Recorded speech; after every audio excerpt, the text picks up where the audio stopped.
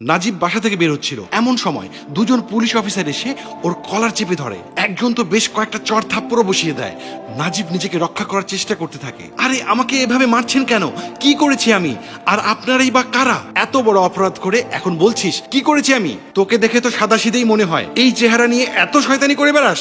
নাজিব কিছুই বুঝে উঠতে পারছে না। সে হাত জোর করে অনুরোধ করে বলে, স্যার আমার অপরাধটা কি? কোনো দোষ ছাড়া এভাবে কাউকে আপনারা মারতে পারেন না। তখন দ্বিতীয় অফিসার কিছুটা দূরে সরে সায়েমা বলে একটা মেয়েকে ডেকে আনেন। মেয়েটা নাজিবের সামনে আসতেই নাজিব কিছুটা অবাক হয়ে তাকায়। সায়েমা, তুই এখানে? আমার সাথে কি দরকার? এবার সায়েমাও তার গালে জোরে একটা থাপ্পড় বসিয়ে দেয়। তারপর নিজের মোবাইল ফোনের কিছু ছবি আর মেসেজ দেখিয়ে গালাগালি করে বলতে থাকে, গত 4 দিন ধরে আমাকে একের পর এক মেসেজ, অশ্লীল ছবি পাঠিয়ে আমাকে হ্যারেস করে যাচ্ছিস, আর এখন জিজ্ঞেস করছিস আমার সাথে কি দরকার? সায়েমার কথা শুনে নাজিব যেন হতভম্ব হয়ে যায়। সে অস্বীকার করতে থাকে, আরে বোন, আমি তোকে কেন এসব পাঠাবো? তোর সাথে আমার কিসের শত্রুতা? আবার মিথ্যে কথা। কলেজ লাইফে আমার কাছে পাত্তা না পেয়ে এখন আমার ফেসবুক থেকে ছবি ডাউনলোড করে হুমকি দিচ্ছিস। বাজে বাজে ছবি এডিট করে পোস্টার বানিয়ে ভাইরাল করে দেবার মতো ভয় দেখাচ্ছিস।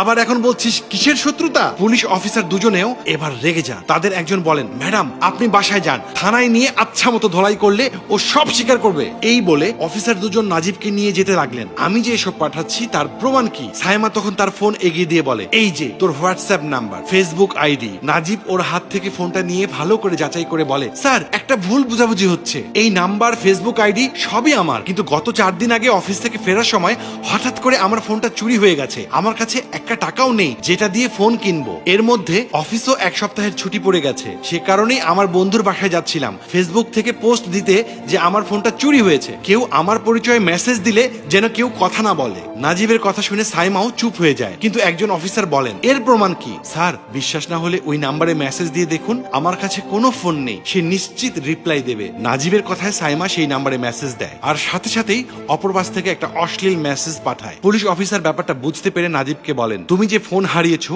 এটা থানায় জিডি করেছো? না স্যার, জিডি করেই বা লাভ কি? আমরা জিডি করি, তারপর ওই পর্যন্তই তো পড়ে থাকে, আর এজন্যই আমরা আর থানায় কষ্ট করে যাই না, শুধু ভোগান্তি পোহাতে হয় আমাদের। অফিসার দুজন নাজিবের কাছে নিজেদের ভুল স্বীকার করে বলেন, আমাদের সবাই একটু কাজের প্রতি দায়িত্বশীল হলে এই অপরাধ কমে যাবে। তবে নাগরিক হিসেবে আপনারাও আপনাদের দায়িত্ব পালন করবেন, তাহলেই সম্ভব। আর ম্যাডাম আপনি চিন্তা করবেন না, খুব শীঘ্রই এই বাজে লোকটাকে আমরা ধরার ব্যবস্থা করছি। অফিসার দুজন চলে যান। নাজিব যেন হাফ ছেড়ে বাঁচেন। নিজের সাথে দুর্ঘটনা ঘটলে আগে থেকেই তার ব্যবস্থা নেওয়া উচিত। কেউ কাজ করুক বা না করুক, নিজের দায়িত্বটুকু যদি পালন করি তবে বিপদ কমে যেতে পারে। নে আমার ফোন থেকে সবাইকে জানিয়ে দে।